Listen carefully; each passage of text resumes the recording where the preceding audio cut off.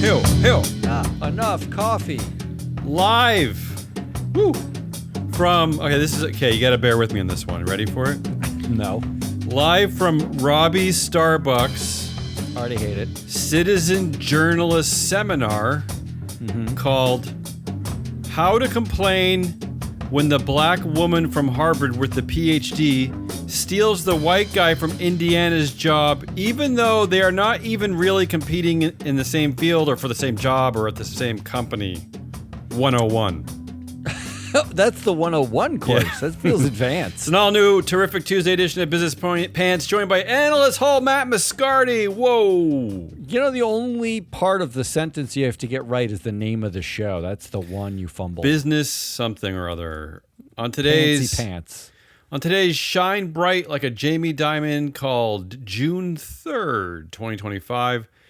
It's the bad game. I've noticed that we renamed it the Dripping with Sarcasm Good Game. Which do you prefer? Let's not say we renamed it. Let's say when did I do that? When did I do that? But I don't know which you think works, the bad game or the Dripping with Sarcasm Good Game. Well, the Dripping with Sarcasm Good Game allows me to basically make up the score entirely. Let's do that then. Depending on what I'm feeling. So let's do that. That's the winner. Already we have a winner. Okay, Matt, these are headlines just from the last couple of days. I don't even go, I don't dig way back. I'm constantly updating headlines. Whoa. Who's this show brought to us by? Our show today is being sponsored by FreeFloatAnalytics.com, the only platform measuring board power, connections, and performance for free. Yeah, that's all. You gotta give some props to the people at sponsor we have. FreeFloatAnalytics.com, always working on some new bells and whistles, always. And you know what? If you're a client or a prospective client, they can actually build bespoke, right, ad hoc. That's true. They can. Data sets. They can do. You know what they're building right now? All kinds of stuff you can do. Yeah. I just asked them. You know what? They know what they're working on right now. They're tagging every director who's ever overseen a CEO transition before and how many times and how long those CEOs have lasted. It seems like relevant information in an age where we're seeing more CEO resignations than ever before, right? In fact, some of the people at FreeFloatAnalytics.com had a conversation with a very lovely gentleman from a compensation consultancy on Friday. They did, yeah. Who reached out to them because, he in a nutshell, he said, there's a lot of data there. So let's talk about it. How could I use it? What are some of the applications? What are your clients doing with it? Let's brainstorm. So if you find the data set to be overwhelming or just too novel for your pea brain, reach out. And that's not my words. That's not my words. Please don't call any prospective client a pea brain. These days, I think it would be nice to have a pea brain. It just seems relaxing. It does seem actually like a higher order of intelligence. Let's play. Come on. Sarcasm game. Dripping with Sarcasm Good Game. So here's the way this works, Matt. I've picked 15 headlines from the past 2 days, and I'm just going to throw them at you. You're the arbiter of truth. How good are they in a very sarcastic way? How bad? I don't know. How bad? Let's just start. All right, do it. Just do it. Yeah. Securities body considers rollback of DEI and ESG goals. That's the International Securities Services Association in Switzerland. This is after, in the UK, both the Financial Conduct Authority and the Prudential Regulation Authority have scrapped mandatory DEI rules. I know Trump complains that we don't export enough. Yeah. We seem to be exporting anti-DEI really well. Is this incredible? Because the article mentions, this is from thebanker.com, that this is due to political climate shifts under Trump 2.0. This is Swiss-based. Yeah. What are we doing? What's happening here? I don't know. That's embarrassing. I don't like that. I don't know what we're doing anymore. What do you think about this one? What do I think about this one? If I'm dripping with sarcasm, what do I think about this one? Well, you are. That's the mandate today. I think they didn't go far enough, is what I think. Okay? So this group, this is ISA. Yeah, ISA, that's right. Yeah. They actually have a working group for financial crime compliance. They also have a working group for sustainability and securities services. Mm-hmm. What the hell are they doing with those working groups? This is the era of no compliance, no regulations, no sustainability, no DEI. We're just doing the DEI. You didn't go far enough. Oh. So I'm giving it a 0 because they didn't go far enough. Okay, I like this. So you're not only is the game or the headline sarcastically good, but you're being sarcastic with your scoring. Double. Does that balance each other out? Negates. Yeah, okay. I think it negates. Yeah. And for those of you who don't like our particular brand of sarcasm, first of all, tough luck. But that's a way to get more listeners. Yeah, let's not forget that one of the most popular shows in NPR history is Car Talk. Now, you were okay with that. They were sarcastic. And you know what? I bet a lot of you didn't even care about how to fix your car. So just be nice to us. Just come on, be kind. Also, just in case you're thinking about who made a decision to cut DEI from a securities body, right? Immediate callback to the first headline. Let me list some of the names or the companies of the people who are on the executive board of this organization. Yeah, go ahead. BNP Paribas. There are multiple people from BNP. So the French don't like this. Yeah. There's someone from Citi. There's Deutsche Bank. There's NASDAQ, JP Morgan. So none of this is shocking. Yeah. There's Northern Trust. There's all of those places have like ESG and sustainability teams, and not all of them are cutting the DEI at their places. Why are you cutting it here? And it's possible. It's possible that President Trump, American President Trump, it's possible that he won't live forever. What? Yeah. Is it also possible that he doesn't actually? He's not the president of BNP Paribas Bank? Nor does he know what the International Securities Services Association even is in the first place. This is just compound. Let's go to the next headline. All right, can we please? This is a head scratcher. This stems back from some of the advertising on Twitter, whatever you want to call it, Elon Musk's company, Twitter. FTC investigates ad groups and watchdogs alleging boycott collusion. This is just mind-blowing, Matt. The Federal Trade Commission is investigating whether roughly a dozen prominent advertising and advocacy groups violated antitrust law by coordinating boycotts among advertisers that did not want their brands to appear alongside hateful online content. Can you imagine that this is how they're exercising their mandate? I love this. This is mind-blowing. I find this mind-blowing. And by hateful online content, I'm not just talking about someone saying to someone else, like, I hate your lollipop. It's not that. It's like literal neo-Nazis with it's swastikas. Nazis. Yeah. Klansmen, the worst of our society. The problem is not that they didn't want to appear next to swastikas and Nazis. The problem is that they talk to each other about it. That's the problem. God forbid, yeah.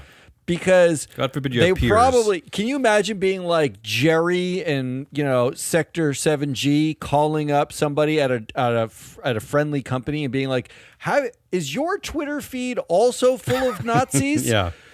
And then that's it. That phone call. Yeah. Like where they just confirmed it, and they're like, "We're going to stop advertising because of all these Nazis." Not to mention, you're operating in a climate where the man who owns and runs Twitter or whatever you call it, Elon Musk, is known to publicly harass, threaten, bully people. So why wouldn't they talk offline to be like, "How do we handle this situation?" No, you know what? I'm giving this a 10. Ooh, I like it.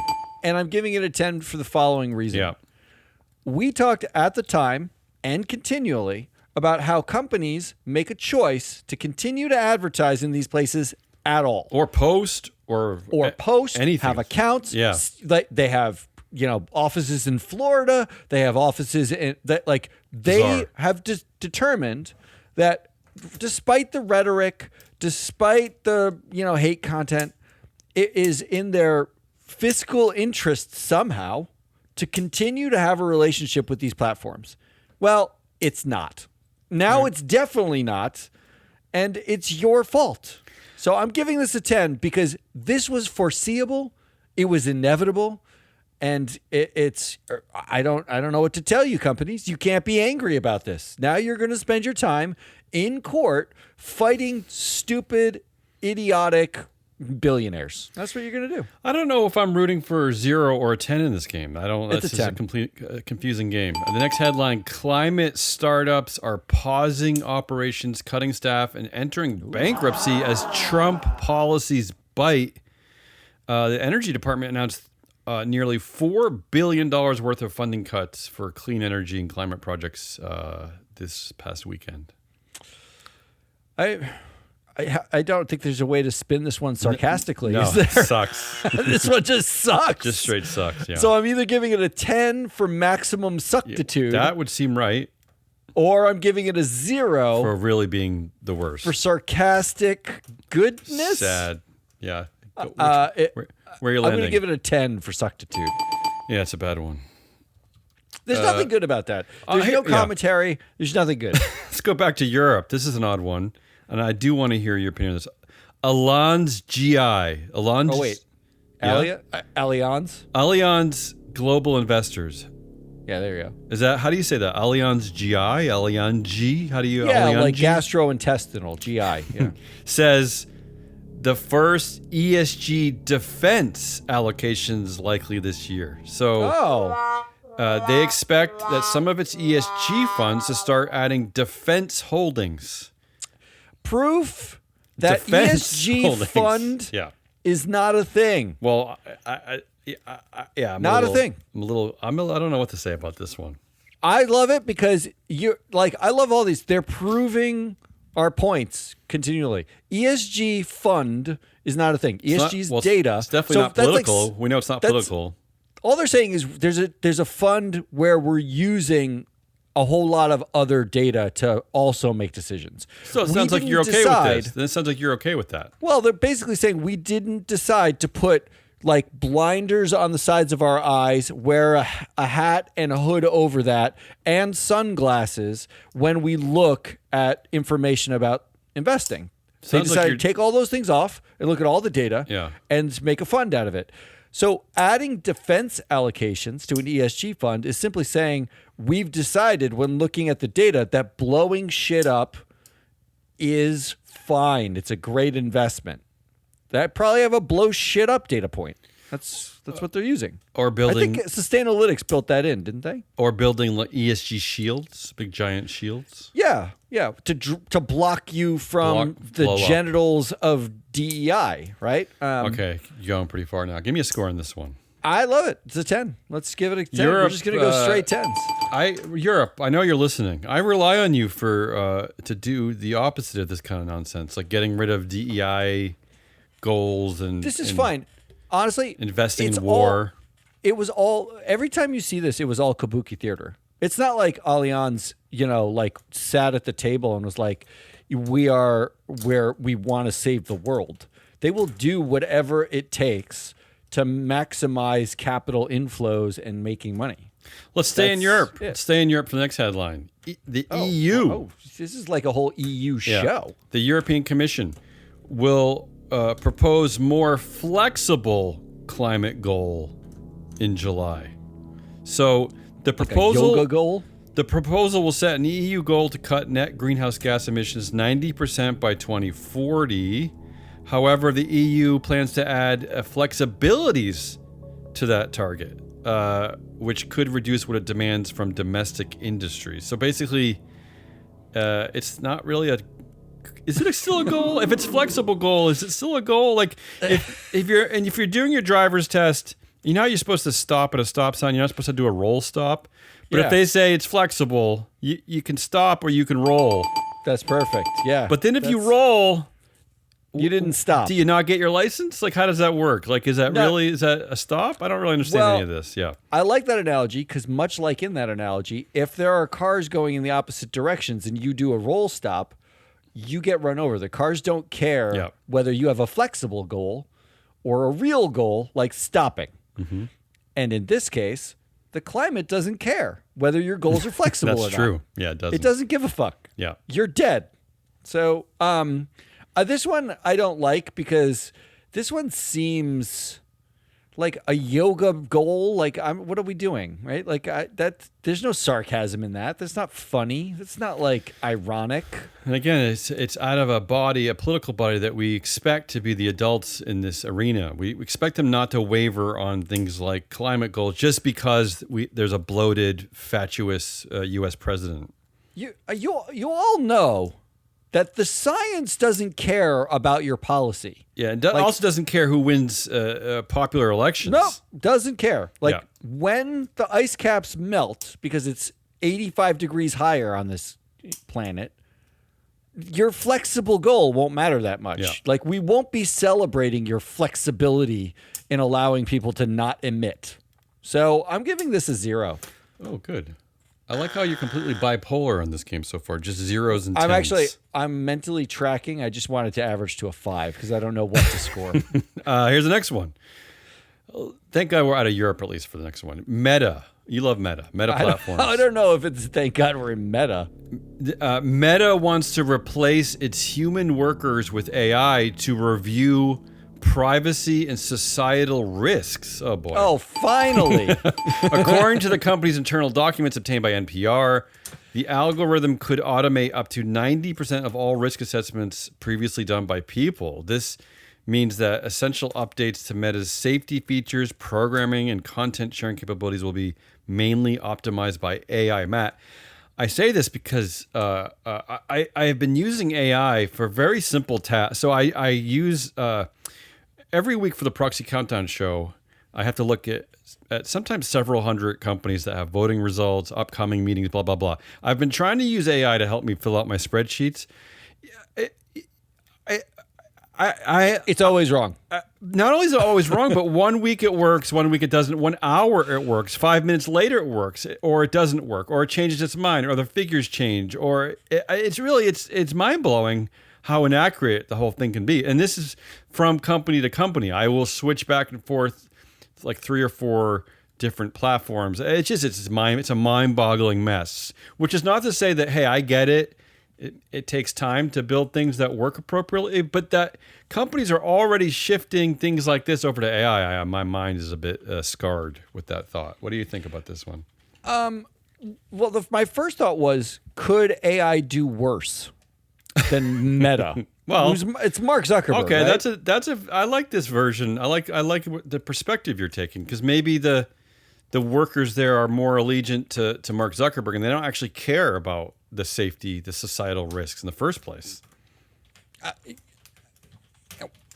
Right? Yes.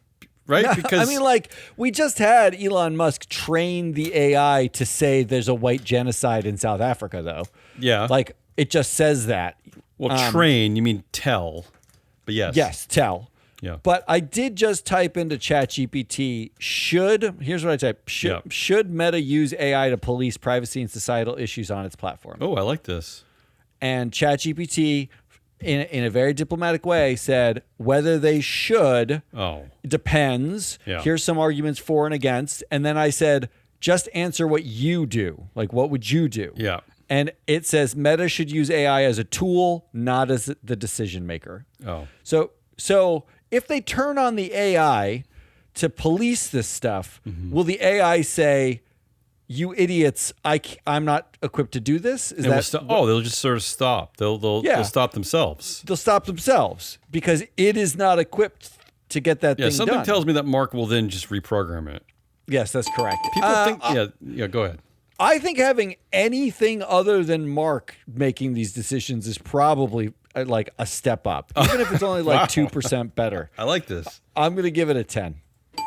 You know, if you're going for an average 5, that means you could do two fives, right? I'm trying to do the math here. Like, you couldn't do 1 5. I think I'm over right now. But you could do two 5s. Zeros. All right, let's just keep moving. This one I'm a little bit confused about. I don't even know where to land on this one. This is like the wonkiest story we're gonna have all week. The headline is "Something is awry in Delaware. New study reveals lawyers in the smallest U.S. state are winning fee multipliers from major companies up to 66 times their normal hourly rate." Now the point of all this is this. that venture capitalists who are behind the study or maybe are reading the study, I don't know, can venture capitalists read? I don't know. It's up to the debate. They're increasing their calls for their businesses to incorporate elsewhere or move their corporation out of the state. So the sum of this, Matt, is this exit from Delaware, which has already seemed to be one of the more corporate-friendly jurisdictions. Is this a bad sign? Is this bad? Well, so the study was done by a Stanford professor, and venture capitalists out in Silicon Valley are the ones like the most upset about it, right? Sure. Like, so a lot of venture capitalists out there.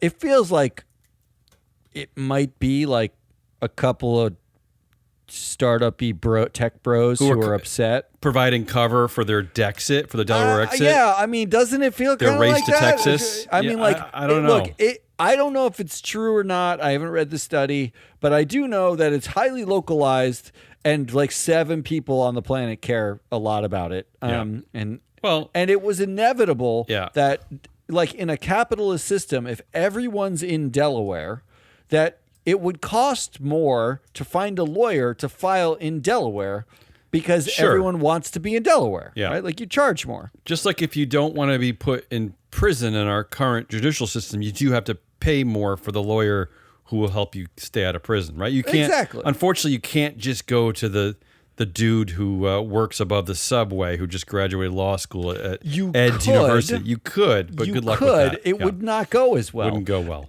I also wonder what kind of fees we're talking. It's like 66 times their hourly rate. Well, if they were making $10 an hour, is that bad? I mean, if you use them for 3 hours to file a paper once a year, we know how much money flows through these corporations. Anyway, we know how much they pay their executives. It is a weird thing to complain about, is it not? I mean, and let's not forget that I picked up this story from Fortune.com. And the picture Fortune used for the story was, of course, Elon Musk. So there is a loaded, weird. This is like a very passive aggressive story. I feel like they're just creating excuses because this is the year where all the big baby billionaires and all the big baby men who run our world, they don't want to be regulated anymore. They don't want anyone looking over their shoulders. They don't want anyone telling them what to do. Right? This is that year. Here's a classic. Go ahead. Tell. In the article itself. Go ahead. Here's a quote from someone on a podcast, an investor on a podcast. Oh, yeah. Quote, "There's an activist mentality in the Delaware courts." That's the opening quote. Really? Is that? Yeah, really? That's the opening quote. So what are we really talking about here? Yeah. We're just finding anything we can do to justify moving to Texas where there are no rules? Yeah. None rules? Right. You don't want any counterbalance. And what does that have to do with oversight? Like, the is courts? very feminine, I think, is what they're saying. I mean, like, it was like everyone's upset about Elon Musk's pay package, which was like a fraud to begin with, right? He effectively perpetrated a fraud. That's what the Delaware Chancery Court said. He perpetrated a fraud on the investors, right? Yeah. Like, it was a captured board. And how does that make its way into an article about the cost of hiring a lawyer in Delaware? I don't know if do you blame like Donald Trump? Do you blame Elon Musk, Mark Zuckerberg? But we're entering this awkward stage of like idol worship. We're worshiping these weird men. We just worship these weird dudes now. It doesn't make a lot of sense, right? Like, why would you be upset at the Chancery for that decision protecting investors over this one dude? The whole thing is bizarre to me, but go ahead. What you do, we're not in the age of Trump or the age of tech. We're in the age of middle school bros. These are middle school manflakes. Yeah. So they complain about everything. Vain narcissists. Like, it's just why do they need so much, Matt? That's what I really want to know. I've never seen so much victim complex out of people with so much fucking money. They literally control everything. Like, you go out like to a Dunkin' and ask somebody where they get their health care, and they barely, if they have health care, it covers like, only if they get shot in the face. And you ask like regular people what their lives are like, and most of them do not have like deep victim complexes. But you go to like Silicon Valley or you talk to the Trump acolyte, like all these middle school manflakes, Zuckerberg, They act like the world has been against them their entire lives, and everyone's against them Where now. did they get? Yeah, what is that? So they just absorbed all the quote unquote woke language that they hated, and now they're making it their own. Now they're the wokest of them all. They're the woke snowflakes look up now. from your device and weird. realize no one gives a fuck about you and your victim complex. Yeah. Like, get over yourself. Give me a score here. Come on. I'm going to give it a 0 because I think I have to balance out the scores. Oh, see, now, are we really playing the game anymore then? It does make it. I'm not sarcastically angry. I'm actually angry. Okay. So I'm giving it a 0. Let's move on. And you can do this one quickly if you don't want to spend a lot of time on this one. This is just strange. That's how you tell me to go faster. Well, I know you're going to hate everything about this. That's what I really mean. Elon Musk reportedly owes Donald Trump a colossal sum of money. According to Futurism and other venues, other media companies, Musk reportedly still owes Trump $100 million out of the $300 million he committed to get him elected. I love this. You love this. I'm confused by this one. Yeah.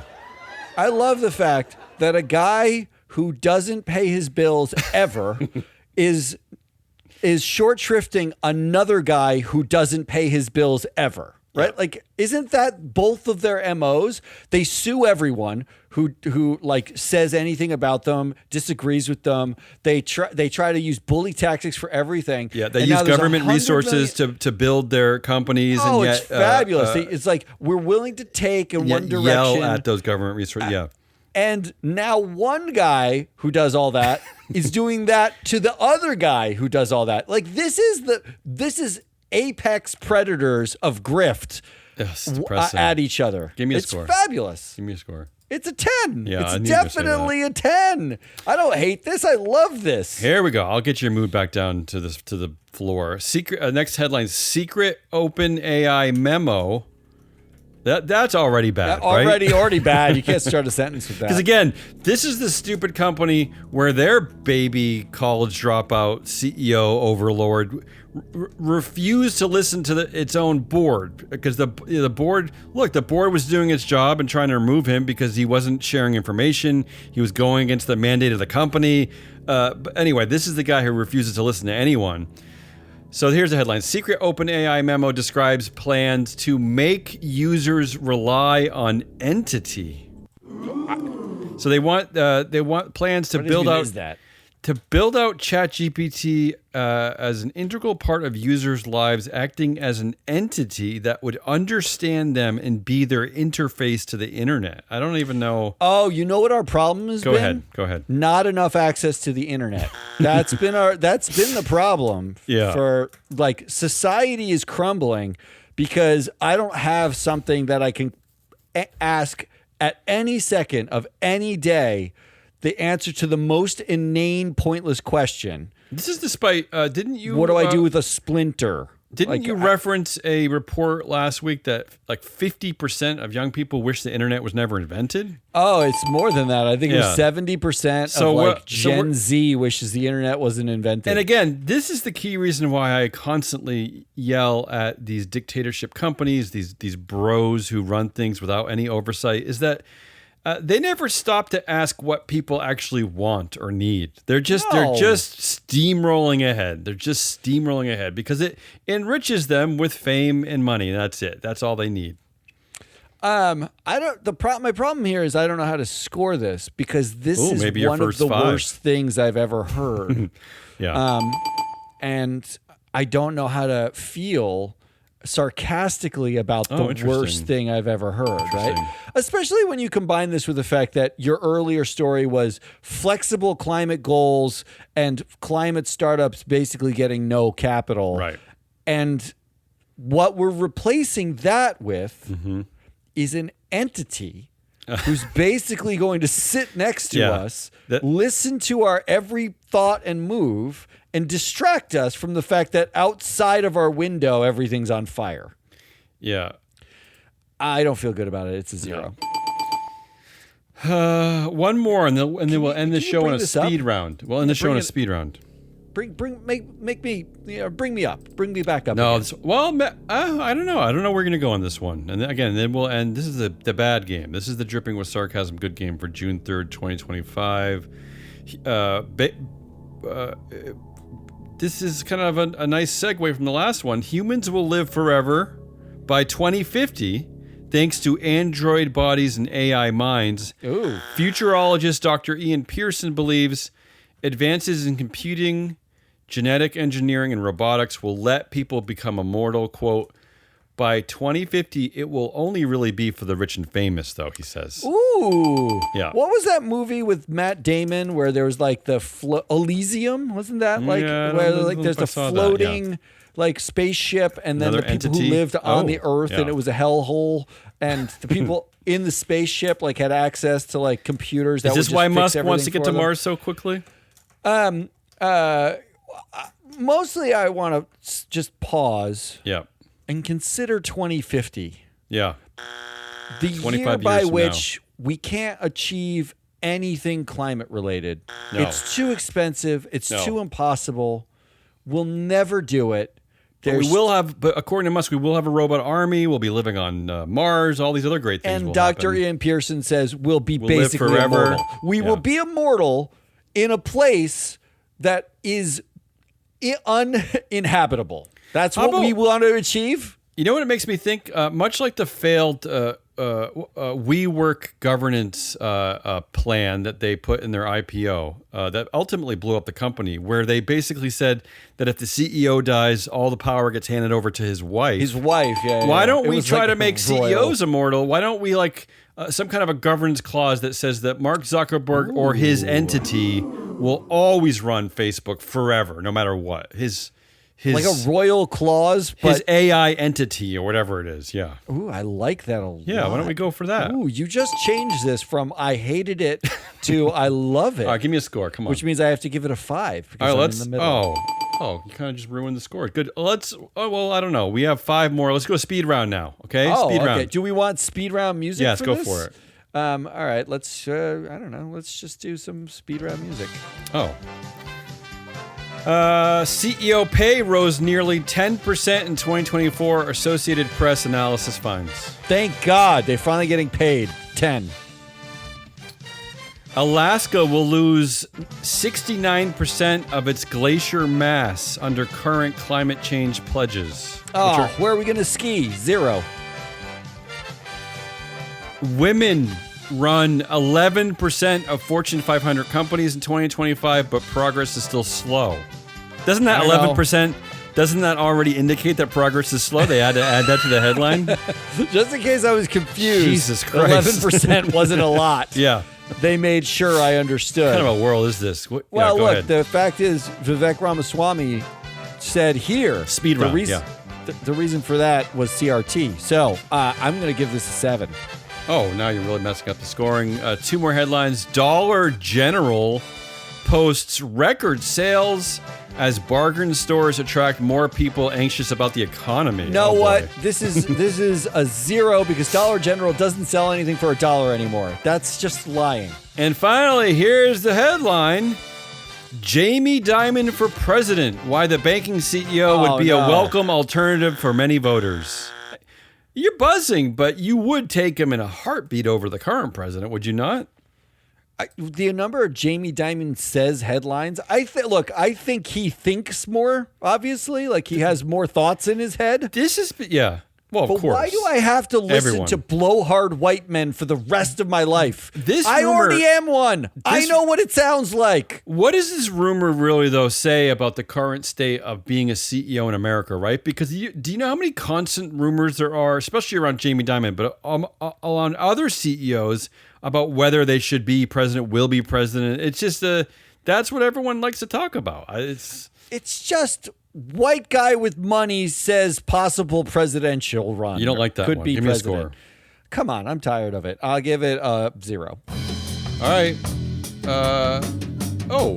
You're close, Matt. You're a 5.1. That's the score. 5.1. But let's round down and call it a 5. Average. Let's call it a 5. Let's call it a 5. That was the worst game we've ever played. That's Hazelnut Rawlitz. I'm Randall Solomon Mascari. We are Free Float.